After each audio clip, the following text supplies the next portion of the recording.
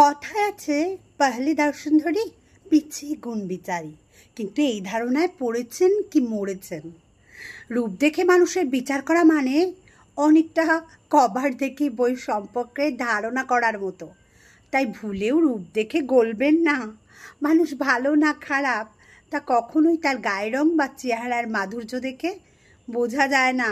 মানুষের আসল রূপ হলো তার মন। কোনো এক সুন্দর পুরুষ আপনাকে ঠকাতে পারবে, কিন্তু ভালো মনের পুরুষ আপনাকে কখনোই ঠকাতে পারবে না। কোনো এক সুন্দরী নারী আপনার সঙ্গে ছলনা করতে পারে, কিন্তু সুন্দর মনের নারী কখনোই তা করবে না।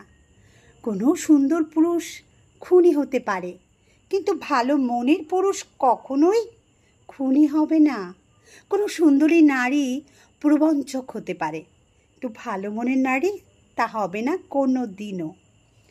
পছন্দ ভালো লাগা কখনোই শুধুমাত্র বাহ্যিক রূপ দেখে করা উচিত নয়।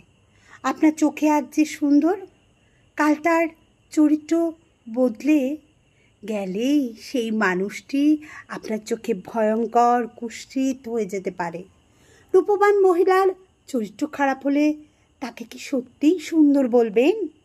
নাকি অত্যন্ত সুন্দর কোনো পুরুষের চুরি করার স্বভাব থাকলে তাকে সুন্দর বলতে পারবেন?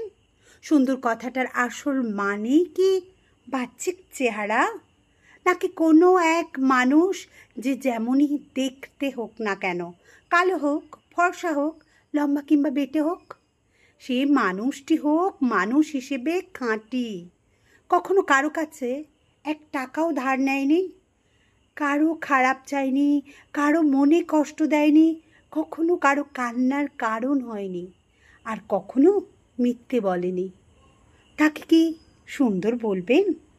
রূপ দেখে প্রেমে পড়লে কিন্তু বারবার ঠকবেন, কিন্তু মন দেখে ভালোবাসলে এমন জেতা জিতবেন যে কেউ কখনো আপনাকে আর ঠকাতেই পারবে না।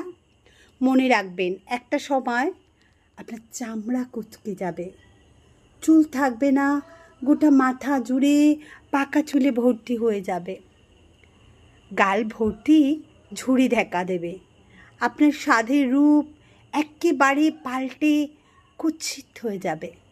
কিন্তু যেটা বছরের পর বছর ধরে এক থেকে যায় সেটা হলো আপনার ওই সুন্দর মন।